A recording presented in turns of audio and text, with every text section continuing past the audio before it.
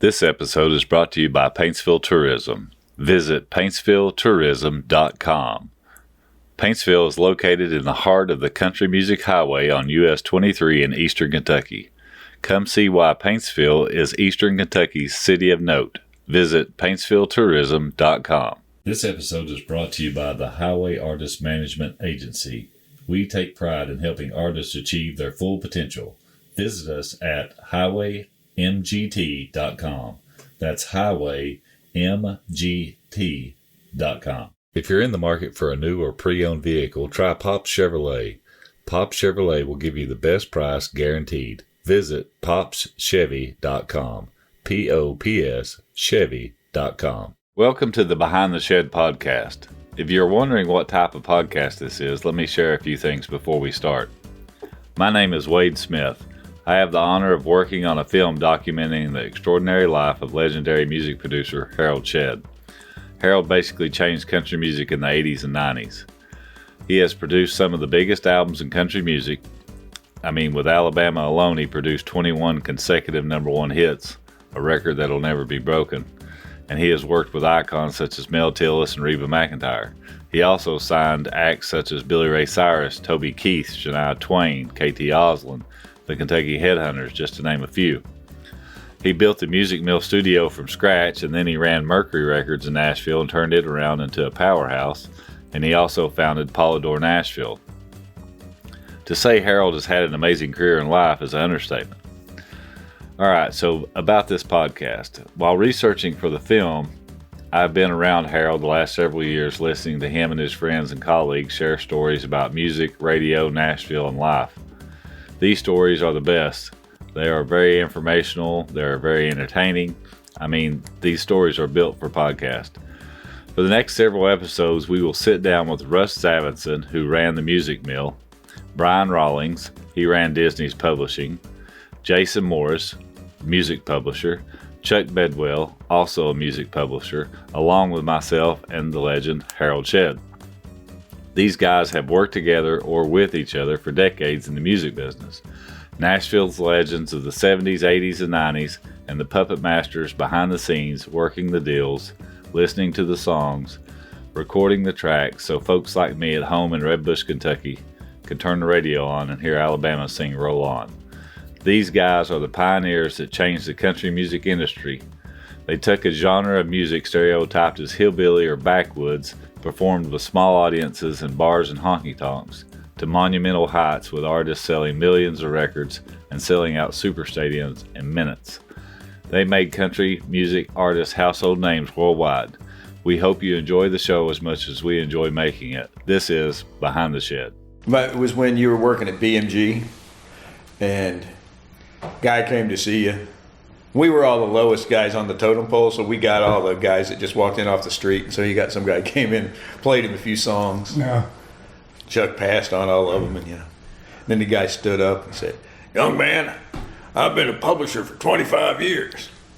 Chuck looked at me and said, "Oh, you're a publisher, thank God." Said, let me just tell you, publisher to publisher, you need to get you some writers.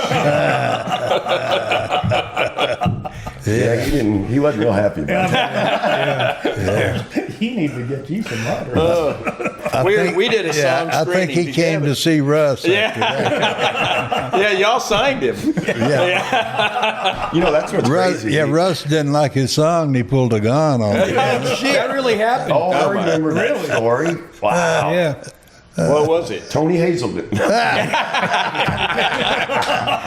we signed him. Signed him and turned out okay. That gun will intimidate. Hey, we need to get started before we start telling stories. Okay. No, you can go. Yeah, it's being recorded. Oh, is it? Okay. One of the things about podcasting environments, other than the fact that my chair is whistling by rubbing against that mic stand, but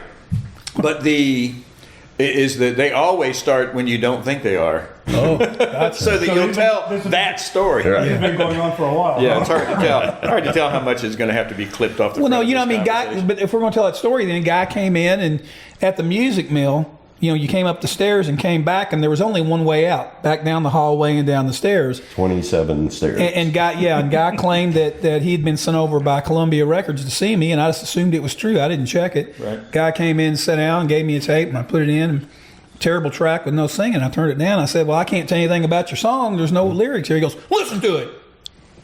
And I said, well, listen to it. So I turned it up. And I said, yeah, that's a nice track. Well, it's good to see you. And he said, well, if anybody tries to steal my songs, he said, I'm going to protect them with this 45. And he pulled out a gun. Later on, people said, what did he look like? And I said, I don't know, but that gun was about this long. And all I could think of the whole time was, if I jumped up out of off my desk and jumped through the back door and ran around the office behind him, how many times could he shoot me before I got down the stairs? I think if he got me in the leg, I could make it down the stairs. I love the music business. Yeah. Ain't it great? Yeah. Yes. That's funny. Been at it long enough where actually having a gun at a meeting wasn't that big a deal. Yeah. Exactly. Yeah. Like early 80s. Yeah. Everybody had a gun. Everybody did. Yeah. Yeah. What was crazy though is like back in the day, you think about it with today, that we used to, when I worked for Bob Montgomery, like from 9 o'clock till 3 o'clock every day, every half an hour, I had an appointment with an unknown lover. Yeah. Absolutely. Yep. And he was one of the few that still did it at that point. Yep. Tree had shut it down. They wouldn't take outside material. A lot of people Beckham just shut it wouldn't take down. Yeah. But man, some of those stories. Yeah. They're funny. It's one of the things about Music Row, which is why we're all here, because we were on Music Row at the same time, is that it was, in fact, people walking up and down with guitar cases, which was the scariest thing in the world, right? Absolutely. Was somebody somehow getting into your office with their guitar. Oh, yeah, because you couldn't hit stop. Because you can't pause, You can't right? hit stop. There's no eject button on a live performance. And that how you kind of, you motion your hands a little bit. Okay, yeah, I got. Okay, and okay. no, wait, next verse. The next verse is great. Yeah. They keep playing. Plus, That's when you just get up and use a the guitar case would hold a 12-gauge pump. So you're living on the edge. Hey, you know what? I sent you guys the other day, speaking of which, because I want to get to this pretty quick too if we can. I sent you guys the original recording of 16th Avenue, the Tom Yes. Schuyler song, Yeah. and then the new version, Yeah. how it was and how it is. And I think it's interesting. There's a line in that song about, because they, what was the line about that they knew someone who knew someone who owned a studio, Who owned a and that's how we studio. all got into this. Well, how we all know each other, because it was sort of like that. It was Yep. funny. So 16th I came Avenue. here. Yeah, but how we all knew each other the same how kind of we all story. ended up knowing Harold. Somebody who knew somebody who friend knew that knew somebody. a friend. That's Yeah. right, exactly. Exactly. Yeah, that's how we all got there. Well, it Exactly. kind of started. Brian and I met each other in college. Yep. And And I got to tell you, the few that's days- threading a needle. Yeah, because the few days I actually went, I was enrolled, but Yeah. I hadn't been there much. Yeah. But Brian and I got together, and then I was working at House of Gold at the time, Right. and so that was kind of like Brian's little end. He'd hang with me, and he was my end because he could play and sing, and I never was a play, didn't play, sing, write, wrote a few songs, but so that was and then plus we were having a freaking ball hanging out. Yeah, we had a pretty good time. But then we met Russ, because Russ was on Muscle Shoals at the time with Desert Rose Music, and he was looking for someone to throw songs around for him, help him, right, basically in Nashville, and that's basically how the three of us got together. And then during that time, And you guys needed some money, so I gave you a bunch of money, $100. But we have to remember, before that a bunch happened, of money. you have to listen. Everything in our relationship, just so we all know how we got here, is based on when Chuck got fired. Y'all got it. So, And that happened a couple of times. Well, more than a couple, but go ahead, yeah. So when Chuck got fired from House of Gold, there was a little bit of a gap period there, and then he ended up at Harold's place working for Harold. Now there's a gap which we'll fill in with many conversations, Yeah. but he ended up working for Harold, who was, to us, an untouchable creature of up in this stellar place where we didn't meet people like that. Well, you know what's funny about that is we all Exactly. really looked at that when he was in the old place, right? Yes. So, before the mill, because none of us really knew Harold. Right. Yeah. We didn't realize he was just us in an older form, with a lot of talent. You saying he's old? Well, He's my oldest friend. he is my Kids in old men clothes. Well, he was, though. I mean, Harold I was stole that line. Yeah, that's there you go. Harold was the Wizard of Oz. Yeah. I mean, to But me, you never he really was. saw it. I'd He take- was the guy that had You the heard hottest about act in the world and doing all this I'd stuff. take when I took "Love in the First Degree" over there on a cassette. I'll never forget, from House of Gold. I left it with Cotton because that was that simple. When you walked in, Yep. if somebody was in the studio, if there was music, you knew enough. And if you couldn't get past the secretary, now luckily I got to know a lot of the A lot of secretaries. secretaries. A lot of the first, if you couldn't get past that first row of defense, I used to you always were hand him a gone. towel in It the didn't morning. matter. Yeah, that was Carolyn. Oh God, Carolyn. Yep. Her laugh. Yeah. You remember her Yeah, laugh? shit howdy. Oh, yeah. So anyway, so you got a cassette to Cotton, who was So- Harold's engineer. So Harold's engineer, and Harold's engineer, and then all of a sudden, then it goes through, and nobody gets a song cut by themselves. No. But everybody starts claiming it. Everybody. All right, Yeah. but that record was one of those, really, wasn't it? Harold was like a surprise huge hit, "Love in the First Degree." Oh, yeah. because Yeah. it was on the album, but I don't think it was even stickered back then. Remember, like, sticker the singles. Yes. Was it stickered? It was. It was. Okay. It was, But yeah. that record went pop, didn't it? Yeah, it was one of the first records that we enhanced Put strings on? yeah, we didn't have Pro Tools. It wasn't that enhanced, but we didn't have Pro Tools, but we did have what they call a harmonizer. So The old you could, while you couldn't tune it, we had 3 different kinds of echo. We had 2 plates, a live chamber, and then we had the old Ampex 601 that looked like a piece of Samsonite luggage. You remember that? So you could do echo and delay tricks with that. So we used that on "Love in the First Degree" to get the sound that we got. So was that the early reverb? that was the early reverb. Well, and that's so distinct though on the And- end of that. Yeah. And that- you could actually, with the harmonizer, you could trick the echo and make it sound like it was something it was not. Yeah. and you can hear that throughout, like and throw away the key. That part right in there. Think about that, Yep. man. Yeah. That's so cool.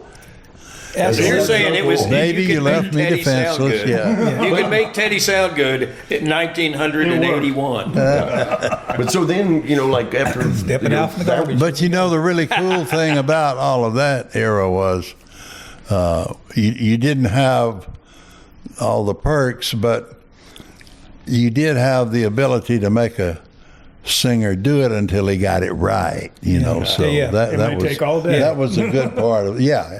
Sometimes you couldn't do that in 3 hours. Right. Right. It took 5 or 6 hours sometimes. But Randy Owen, for instance, never came back once he left the tracking session. He said, "I'm done."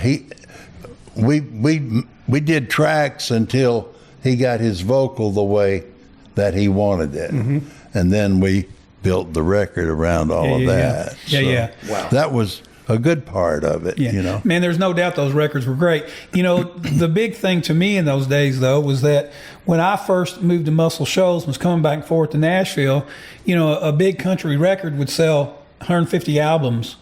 And then when you signed to Alabama and started making those records, 150,000 to be fair. 150,000. Yeah. I'm sorry. Yeah, And then when you signed to Alabama, all of a sudden you guys were selling like the Beatles. I mean, you were selling 5 million albums. Well, And, that's and that true. was At that time, especially during that time, 200,000 was a big country Right, record, yeah.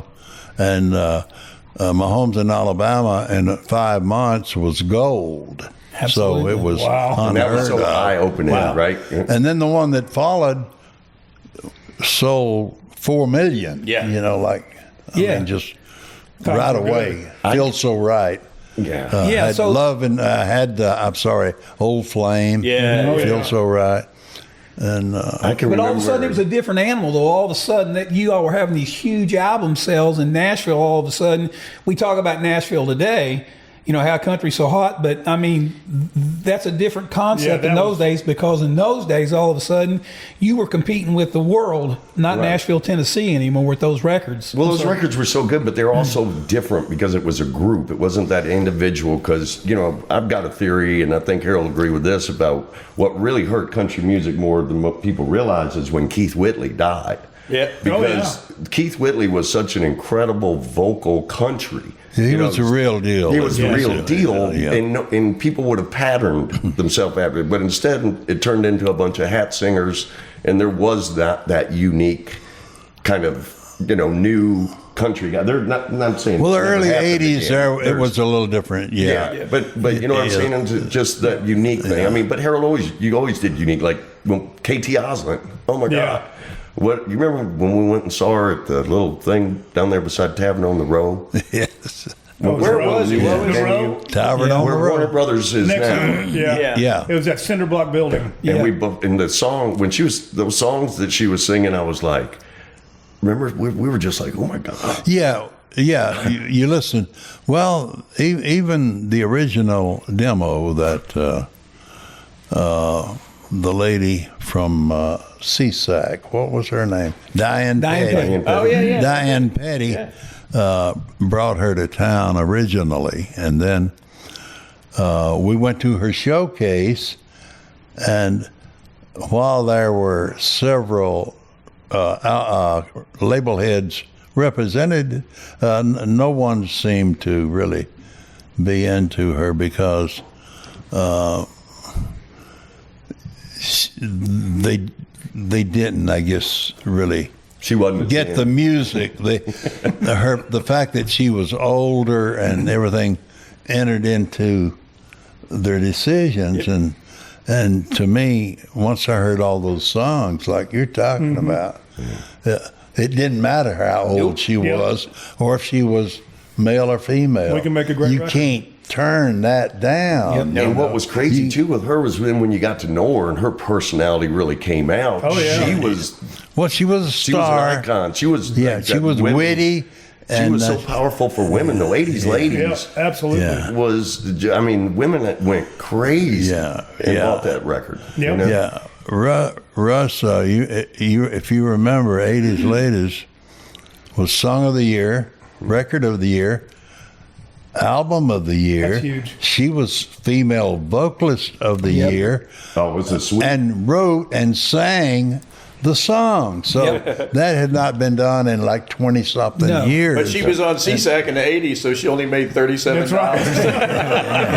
Hey, you know what? As a matter of fact, I was still down in Muscle Shoals, and Larry Shell called me, who's all our good friend too, that worked with Harold forever and ever. The Rev. And Larry called me and said, and called me to come up and meet with you and him about coming to work in the beginning of in the middle of 1986. Yep, you just fired Around me. that time.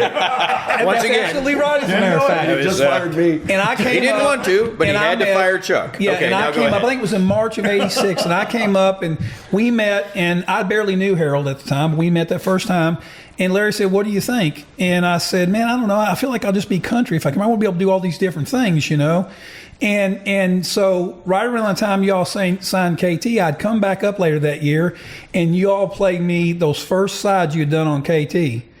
And I told Larry, I said, "Man, that is really, really cool. I don't even think that's country. I think that's kind of a pop record." He said, "Yeah." He said, "Man, you sure you don't want to come up here?" And I said, "Let me think about it again." And that was a big part of my decision to come up because it was a different kind of thing. And I went, "Man, they may have something going."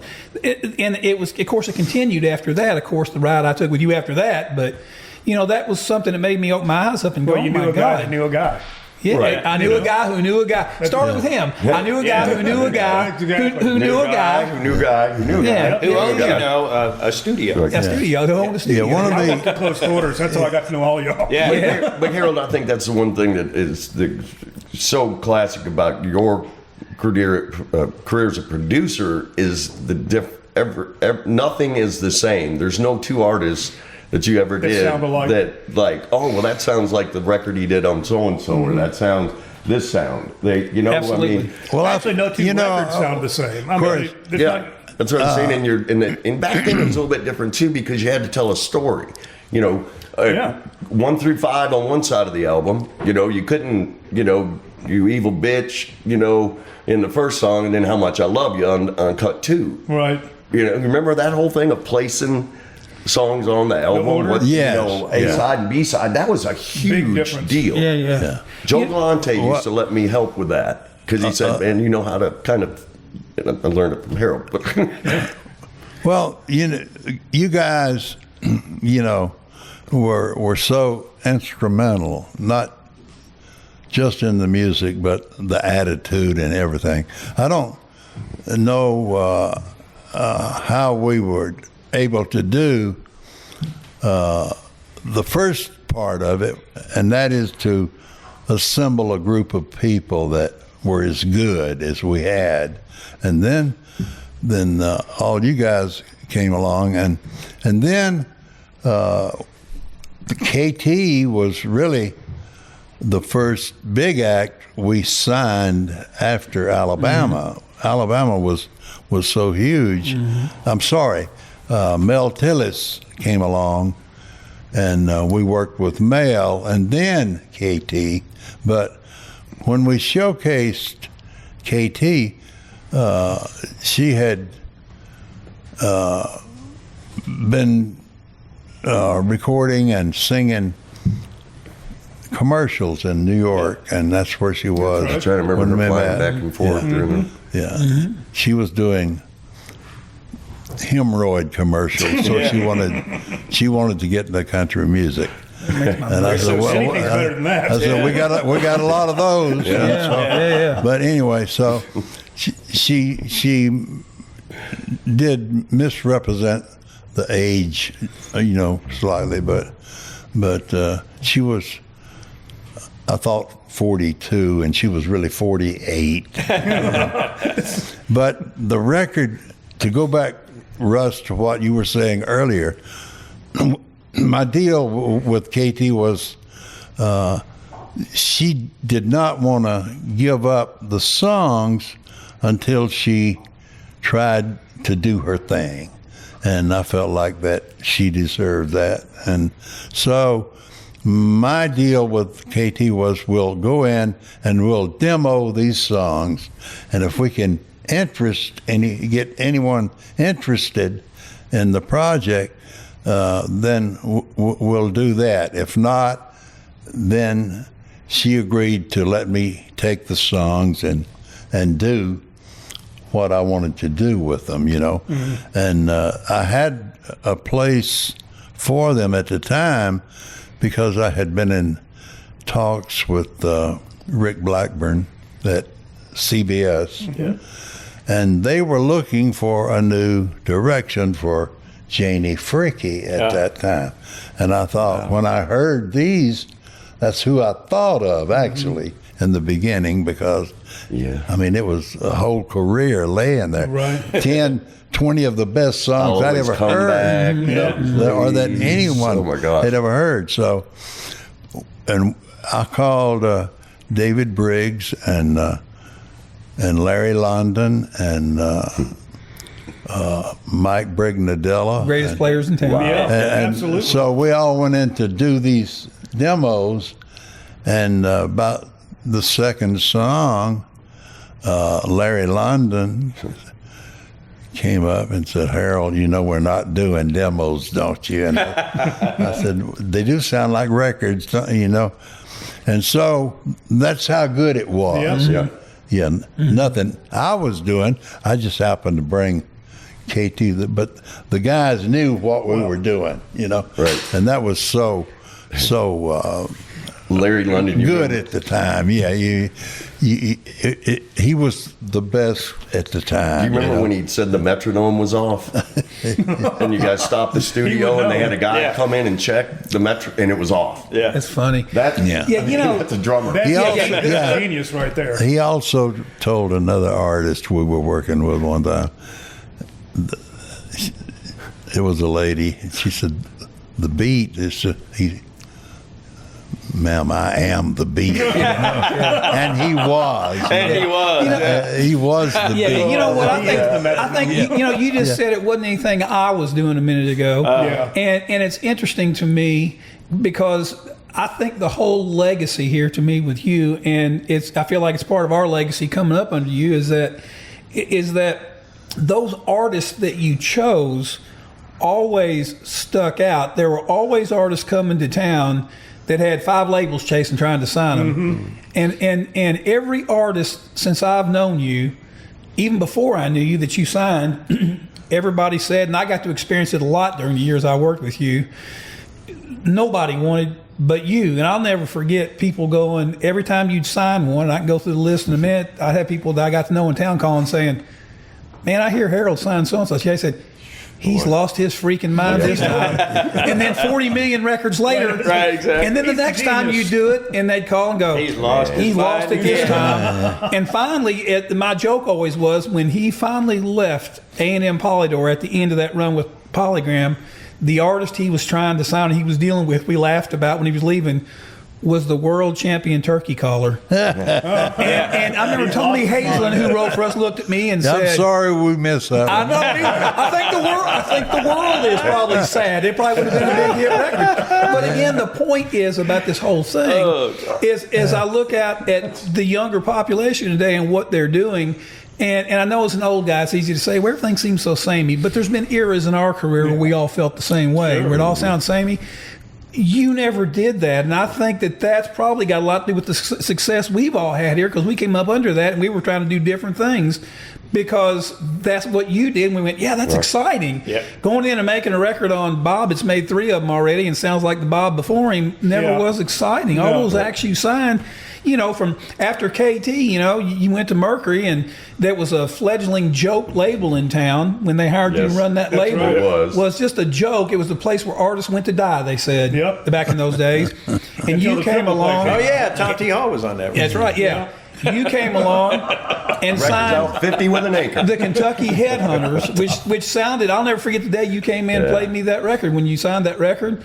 And we're sitting in my office and you played it, and I said, damn, that sounds like ZZ Top with country lyrics. And I'm going, man, I turned it down. I said, you think you can get that on the radio? He said, do you like it? And I said, yeah, I love it. Listen to the next one. We listened to the whole record. But you think you get that on the radio? I don't care. Just tell me if you love it. And I said, yeah. I said, okay, I'll see you later. And the next thing I know, you guys are on TV at the CMA Awards getting the album of the year and selling 50 billion records, And everybody's going, he's lost his mind. Yeah. Well, hell, I want to go crazy with him. I Let's want to go. go crazy too. Yeah, Well, I always say that people, I think, in music forget that it's not about having a music producer. A real producer is who knows who to put who That's with. Whether it comes from the staff that you've got that's working for you, whether it comes through how you process this, who's the leader. Trust the gut. Who do you hire as the, the pickers. That's a real producer. I don't think it's always necessarily where you're Burt Bacharach in the studio behind the board.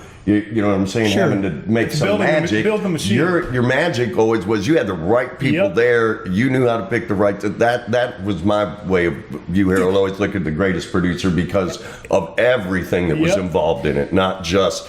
Y'all shut up, I'm doing it my way. We know there's a lot of those producers out there. Yeah, but even to, you're right, picking the right people, including the act. It's always interesting to me.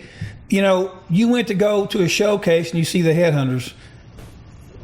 Tell me that story. Why would you go? Nothing sounded like that. Nope. Nothing sounded like that on Country Radio. What led you to do? That was What's that an story? interesting evening because I went to hear someone else. I didn't know the Headhunters would be there, Right. I had not even heard of the Headhunters at that time.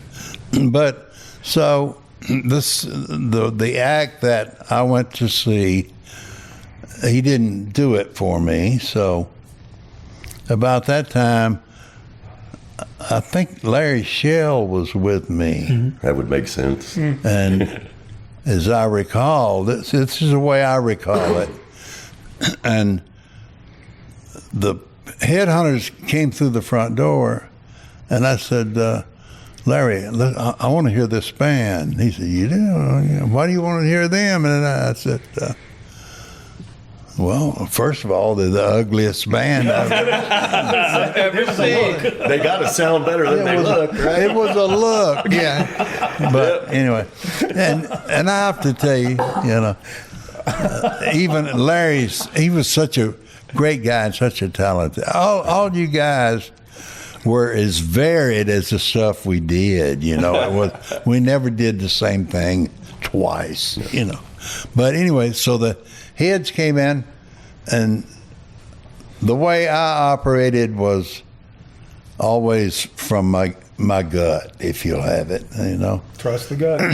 And they came in and they got on stage, and they opened their show with a cover song, Waylon's "Only Daddy That'll Walk the Line," and segued right into "Walk Softly." And when they got to the chorus, I turned to Larry. I says, "I'm going to sign this band."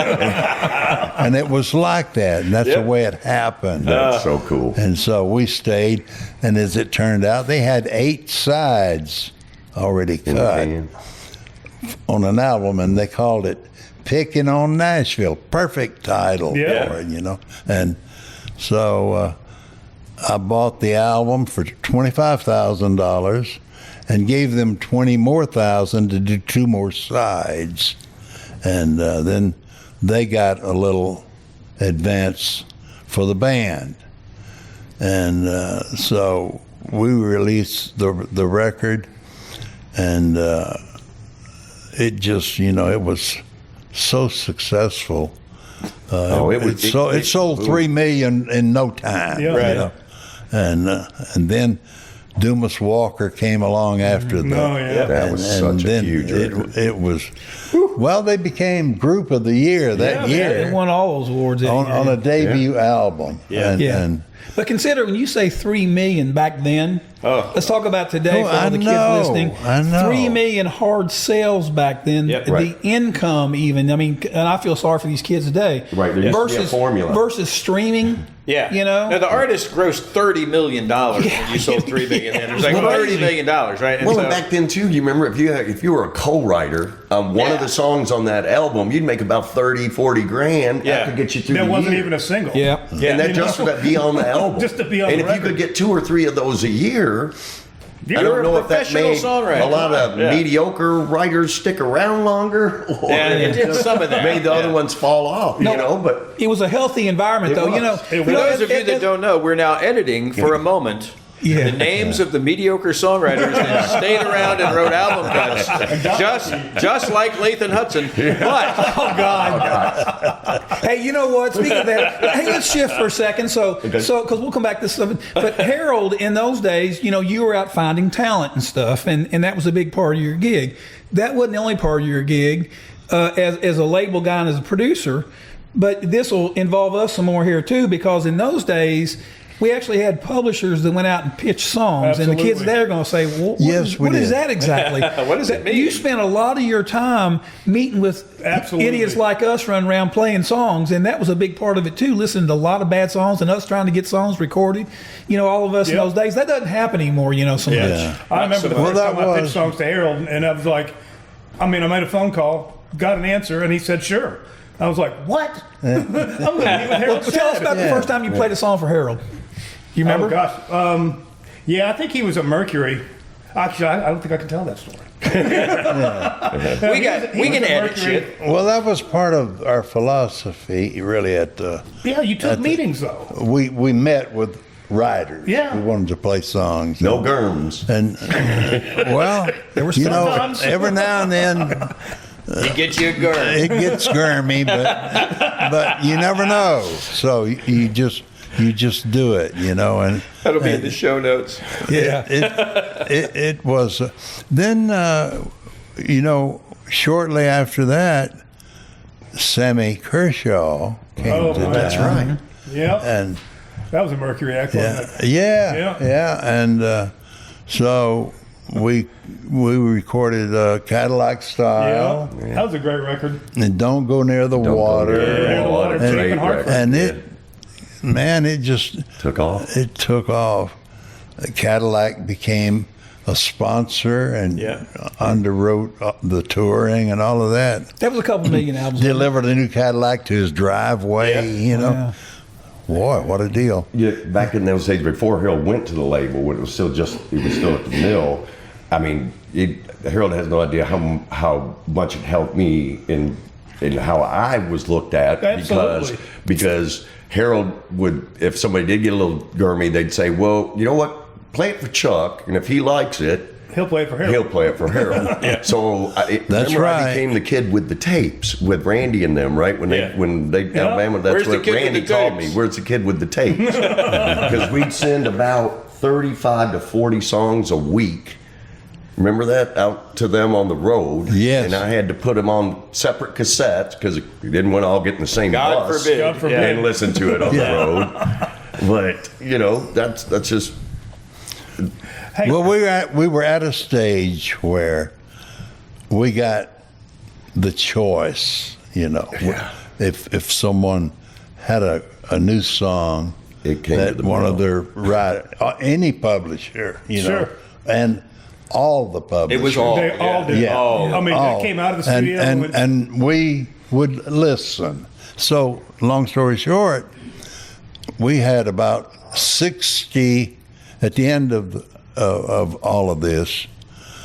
We had 61 or two number one songs Jeez, that had been pitched from outside. to our artists that we didn't record for whatever reason. We didn't think it was right for the project or whatever, but they became number one hits for other artists. So that, in a sense, tells you how strong we were as a group at that time, Yep. because we got the best of everything. Well, you it know? was so strong that And- someone would say, "Well, yeah, I played that for Alabama and they didn't cut it." Well, that wouldn't have been a hit for Alabama. No, it was a great it was. song. It was not Well, you know for what I mean? them, Yeah. right? And then or you- Sammy, and you or would do that. KT, or You- Mel, you'd stand up or to, you know- Glenn Campbell, or so we had. About that time, Glenn came on the scene, Yeah. so we cut a lot of outside songs. Glenn had only been doing mostly Jimmy Webb songs, Right. and not to take anything from Jimmy Webb, he was one of the greatest Yeah. writers Yeah. ever. Oh my gosh! I kinda stick Wichita with that, lineman. too. Boy, you know, Wichita so- lineman. If you catch but me alone, he in the wanted truck. to do some different things, so we did, and we also had some hits, and a number one song, and a couple of top fives. You remember the call home scenario? Call home, That yes. story was fun. That Mike Reed, because remember Brian was working. Oh, for, what a great song. That was the same. Because what Millsap, you were yeah. talking about, like, so when I was working at Millsaps and Mike Reed wrote for us, I love Call Home. I mean, it's just brilliant, right? And Yeah. but he hadn't done a demo of it yet. He had a little work tape, and so I told Chuck, I said, I got a real good one. We got to play it for Harold, and Harold trusted us, so we just went in Studio A, and the Mike? songwriter Mike came over. And Mike, if you haven't heard him, look him up. He's But kinda good. as a singer-songwriter. He's a really good singer too, and a great piano player. Oh, so, man, So yeah. he Hell of a came football over player. to the Yeah, studio. I was going to say, that's a bad Right? football player. Not a bad football player either. But he would. He came over to the studio. Chuck set up the appointment, and we went in there and with Mike. And this has never happened to me at that time. I was 23 years old or something, you know. And we go in, and Mike sits at the piano, and it was the big studio. That's A on Yep. the right, right? Hey, yeah. Yeah. And he went in the big studio at the Music Mill. Harold listened to the song, and it's a really sweet, beautiful song. Oh, it's a fabulous song. And so Mike played it all the way through, and he's got this big, beautiful baritone voice, and he sang it and all that kind of stuff. Harold, never being one to holler and shout much, said, I'll never forget it. He says, well, I don't think... he said, I don't know what else you could want out of a song. That was, I'm like, yes. You know, and Call Home. call home, man. and they went in and cut that thing. That, Man, that says it all. Yeah, I can it tell was you in my brilliant. whole And time. while that was going on, Jim Weatherly and Keith Stegall were downstairs Yeah. writing A Lady Like You, A Lady Like which You, that's was right. the number one song off of that album. that record, It that's was the right. first number one off of Wow. it. Oh, my And goodness. then J.D. Souther, when JD. When he and Linda Ronstadt were together, I guess for a period of time. Sure. And when that came unglued, he wrote this song for her called Faithless Love. Yep.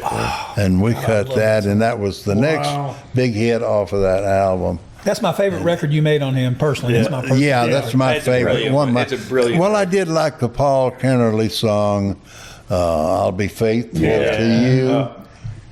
It was It's just really a beautiful good. album. Well, yeah, it was a. And Glenn was at sort of peak Glenn Oh singing man, wise. he was voice at his great. best. Glenn, I recorded Glenn laying on the couch. He was such a great person. We had such a good time in the studio. He was such a real guy. He was. I remember he was crying behind the board because the night he sang the vocal on Call Home, he had Harold shut everything down. You remember that, Yeah. Harold? All the lights off. Had one spotlight over him on his knees. On his knees. Yeah. That might have been when we did Call Home. That's what I'm saying. Yeah, Call it Home. was. And boy, it was just it was. Yeah. I've been through some pretty cool experiences in the studio. Sure. That hit me like. Yeah, that's the nothing. first time I ever heard the word germ. Yeah. Was from Glenn? Yeah, I says, what we're going to do today, he says, we're going to go germ somebody. And I said, we're going to do what? You want to do what? We're going to go germ. So he gave me a cap. It's got germ. I remember that. Yeah. You know what? Hey, you know what? I'm thinking of a Molly Glenn Campbell story. I got to him a little bit when you were making that record on Polygram with him, the last one, and he cut a song of Tony Hazel's we published. Sam Muncie, and he wrote it called "We Will." Remember that? We will. And it Yes. wasn't even a hit. It was just on the album. And of course, Glenn got dementia and everything. But the interesting thing about him, and I told you this story. I was coming back from California, and I was in Arizona, and I ran into him at the airport. I hadn't seen him in 10 years, and I didn't really even know him that well. And I walked up to him. I said, "Glenn, if you remember," he goes, "Sure I do." He said he started singing "We Will" to me. Oh, wow. Yeah. I mean, it was just a song on an album. I'm going, how do you remember that? He was amazing. He was amazing. Yeah. I have to tell you, He told me, he says, I was going to say, not a bad guitar player. Yeah. Yeah, he says, I get all my funny stuff from Roger Miller. Oh, yeah. There you go. There was the king of comedy. We were working on a Roger Miller project at the same time. You know, So it was all meant to be like that. Yeah. Roger, It don't was just- keep your pills in the same pocket as your change. Yeah, that's it. Or him walking in the control room. I Is it got up Coleman? and took 35 cents. Is it Coleman here or is it my It career? was in my career. Yeah, He was brilliant. yeah, Oh, he was. God. Before we finish on Glenn Campbell, Yeah. I was at the Malibu Country Club. This is in the either early 2000s or late 90s. I was playing golf with Russ Kunkel, the drummer. Oh, yeah, Russ. And I was playing golf with the guy that played Sergeant Stryker in Airplane, Robert. Oh, yeah. Robert Hayes. Yeah. And the three of us were out there getting ready to play golf. And Glenn, who was pretty much always there, but he was in the clubhouse. And I went over there, and it was the first time I'd seen him there. And I went up to him and I said, same thing, right? You probably don't remember me, but I was lucky enough to pitch you guys Call Home.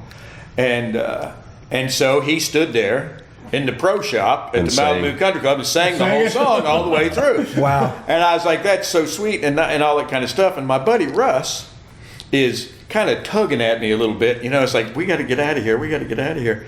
And so finally I'm like, well, it's so great to meet you and talk to you and visit. It wasn't the first time we'd met, but we had a long, chill chat. And then I got out of there and I said, what was that about? And he says, I was afraid he was going to want to play golf with us. And I'm thinking, well, I think it'd be great to play golf with Glenn Campbell. He says, well, you've obviously never played golf with Glenn Campbell. It's a 4-hour a cappella concert. Yeah. He said, oh, yeah. I said, all right, that makes sense. Funny. And the funny thing, so I tell you another one on Glenn before we leave him. During what we call the Bedwell period at the Music Mill, Chuck would receive like 2,000 packages a week from people sending songs to you guys, right? And amongst those packages were our backstage passes to the June Jam. That's right. So we go to Alabama and we get down there. We've got no backstage passes to the June Jam, and for God's sake, I'm with Chuck. You know, I mean, it's like surely we can get into Alabama's personal concert. This is a funny story right here. So we go to this. I mean, obviously, what's the name of the city it's in? Fort Payne. Fort Payne. So we're out in the boondocks of Fort Payne. We got a hotel at the room. Finest hotel in Fort Payne. Which is the doors face outside. Yeah, and the doors face outside, and I believe it was before Super 8 was a thing, but they later bought it. 6. Yeah. So we're there, and we got no way to get in this concert, you know, but we sit there and Chuck's like, oh, there's Glenn. So we go in, Glenn and his brother's with him, right? And they're in this horrible hotel. It's got to be the worst hotel room Glenn Campbell had stayed right in next to us. since like 1972, right? And so we're in his hotel. Glenn's putting, right? He's got a couple of golf balls and he's putting on the carpet, Probably singing and too, shooting right? the shit with Chuck, and we're all catching and singing, always singing, and. So we're like, we don't know how to get in, you know. And so a helicopter came to get Glenn. And Glenn knocks on the doors. Come on. Now here's the funny part of this. Okay? That almost never happens in my house. So we get on the helicopter. He flies us in, and as we're getting off the helicopter, the guy that comes up, and, as you're walking down, Glenn goes, "Hey, those are my buddies. Give them a couple passes, And they hand us a pass and write our name on it. And when we flipped it over, it said Music Mill. It was our damn passes. I'll never forget that. Because well, to be fair, those were our replacement passes. Yes. The original passes were found 2 weeks later in that big stack of bins of songs in the bin. He called me one day at home and he's like, I found their passes. I found the passes, bro. Yeah, they're in between. And speaking of passes, they were in between a bunch of shit I just passed on. That was fun, though. But to go back, we also recorded a couple of Carl Jackson songs that were really good. Letter to Home. Oh, my God. Well, Carl and Glenn's connection was so, they'd worked together since Carl was like 19 when he started playing banjo. Early on. You go back and YouTube some of the old Carl Jackson, Glenn Campbell, like the dueling banjos thing. They do that, and Carl's people that don't know Carl Jackson's picking, because that guy's just an incredible vocalist, writer. I mean, just true entertainer, Carl Jackson. But he said, I steal all my good stuff from Roger. And I'll tell you this about Roger. Every morning he came into the studio, it was like a concert again. Except it was funny, Everything, you ask him a question, and whatever he answered would be funny. He never said anything that wasn't funny. Yeah, and so I made it a point. I always said, how you feel today, Roger? And one day he said, I'm riding the crest of a slump. and so you got to think about that. And then we got into a conversation one day. Not to dwell on Roger, but he was such a great artist and so talented. Hey, Big River. And some of the stuff that we did has been recorded by major artists. Last Word in Lonesome is Me. Did you do Husbands and Wives? Yeah. And River in the Rain from Big River. Alison Krauss and other people have cut it. It's such a great song. But anyway, so Roger, he came in and one morning, and we got into a conversation and about small towns. He said, I'm from a small town. And he said, really? And I said, yeah. I'm from Enid, somewhere in Oklahoma. Not Enid. I think that's right. I think it is Enid. Then Eric. Yeah. I think Eric, Oklahoma, Eric, maybe. Oklahoma, beautiful place. Yeah, yeah. I said, "Is that a big town?" And he said, "No, it's a small town." I said, "Well, did you live in town or did you live out?" He said, "I lived in the country." He said, "In fact, I lived so far out, nobody lived behind me." Wow. He had a way with just. He was just he thought so differently than Yep. most people, and he was so intelligent, Well, so you know? quick. Yeah. And so he was so educated, you know. If you think about just the structure of like Husbands and Wives, just the structure of that song, Yes. it's just it's mind-bending how brilliant it is. We went to lunch one day with him because my dad knew him from being a DJ. It's my belief. Pride is the Right. chief cause. Yeah. And the decline of Husbands and Wives. I mean, Yeah. brilliant. Yeah, it's so good. So we were at lunch with him, and I was with Johnny and Danny, me and my dad, right, and Roger Miller. So we're all sitting there, we're all laughing, having a good time, and they brought the check, and it sat there, you know, and all of a sudden he grabbed it and said, "Honey, I'll get this. They're suffering from shell-out falter."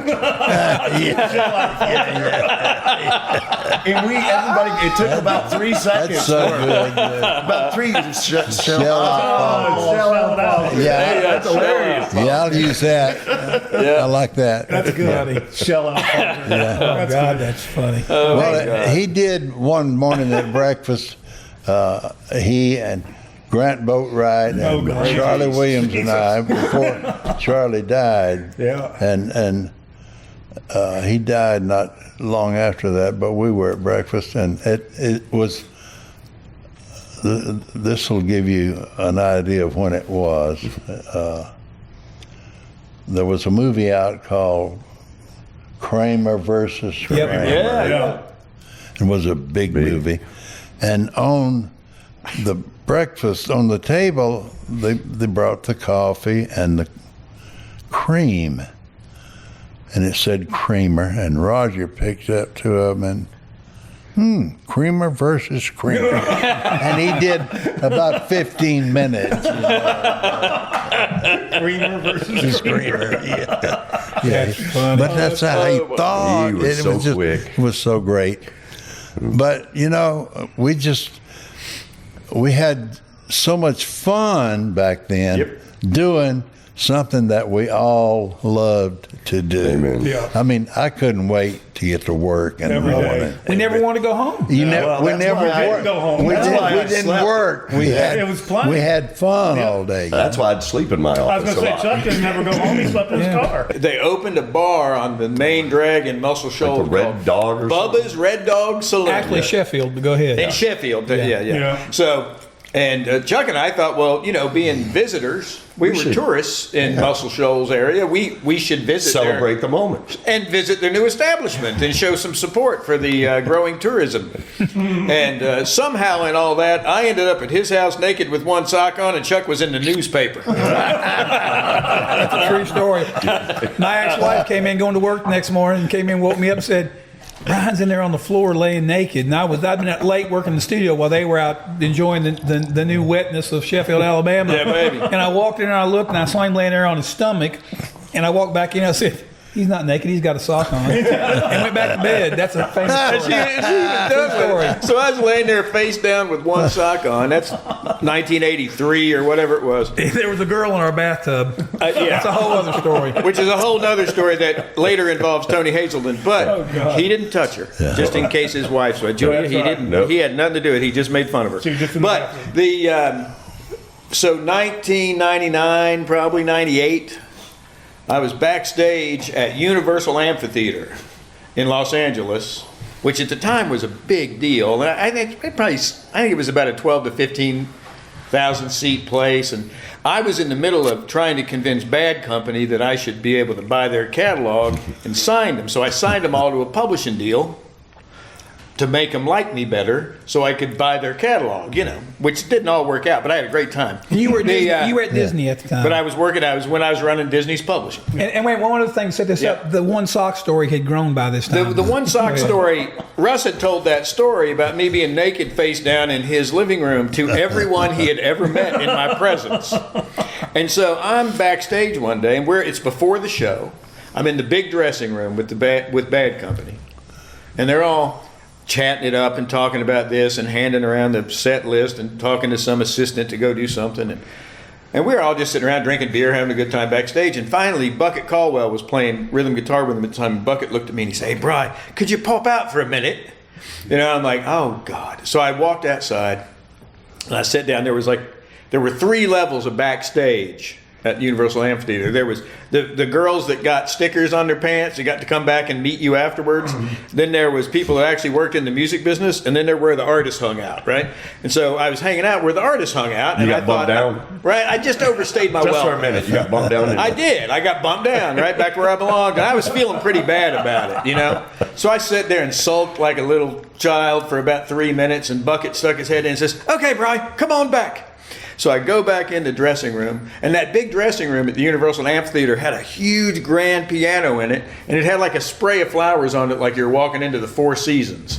And big, beautiful. The dressing room was probably 4,000 square feet. It was immense. So they're all standing there in front, right in the curve of a grand piano, holding a tube sock. And it says, "Bri, we found your other sock." That was 15 years later, backstage from Bad Company. That's how big the story of the first night sock. Me and Chuck went to Bubba's Red Dog. And I have that sock. It's autographed by all of them. It's hanging in my office. And it's funny, I don't remember That's no one little thing about that. Not when Brian tells a 30-minute story. It went on for 15 years. Stories seem longer than 15 years, but I don't remember a thing except I was in the newspaper on a table or something. Yeah. Oh, that's funny. I'll tell you the funniest thing. We didn't find you at that point. We hadn't found you. No. You weren't part of the story because you weren't home. I think one of the funniest things I ever heard Harold say was to me, of course. I think it was my 35th birthday. And we were down at the Blue Bar. And you'd come into town. And we're standing there drinking and having shots of tequila and having a great day. And I looked at Harold and I said, "You know what, Harold? When I grow up, I want to be you." And he looked at me without missing a beat and just went, "You can't do both." Can't do both. How true. I was like, that's hilarious. How true. Man. I'll tell you one story. When Sammy Kershaw had a big hit on a song called "Queen of My Double Wide." Great song. And Kevin Herron was our Northeast promotion guy at the time. And he was really good. Promotion guys have the toughest job in the record business. Yeah. We get to make the records and listen to everything for the first time, and then it's up to the promotion people to get it on the radio where everyone can hear it. So from that standpoint, we got an easy job, and Kevin, he had a real tough job, and we had a big hit on Sammy with this record, except WPOC in Baltimore would not play it. And Kevin went up to talk to the PD and the music director and the program director, and he met with them and said, "No, we can't play anything like that." And he says, "Why not?" And, "Well, we don't have any mobile homes in Baltimore." And he said, "Well, you got an air base, don't you?" And he said, "Yeah." He says, "Well, you got a mobile home Somewhere. Yeah. And he said, "Are you playing?" Alan Jackson had a big hit at the time on a song called Chattahoochee. And he says, "Are you playing Chattahoochee?" And I said, "Oh, yeah, it's a big hit. We're playing that." And he said, "When was the last time the Chattahoochee flowed through Baltimore?" Yeah. Was that point taken at that? Record played. Yeah. Record play. Record play. Thank you for joining us for this episode of Behind the Shed. Behind the Shed podcast was created by Wade Smith, produced by Russ Zavitson and Wade Smith, recorded at Ace Haggerty's podcast house in Nashville, Tennessee. Camera, audio, video, and editing by Zach Day and Jack Youngblood. Music written and composed by Russ Zavitson. Today's guests were Jason Morris, Chuck Bedwell, Brian Rawlings, Russ Zavitson, Wade Smith, and Harold Shedd. You can contact the show via email at behindtheshed@gmail.com or visit us on Facebook and Instagram. Have a great day and go out and share some stories. Tune in next week as we go Behind the Shed. A video recording of this podcast can be viewed on YouTube at Behind the Shed.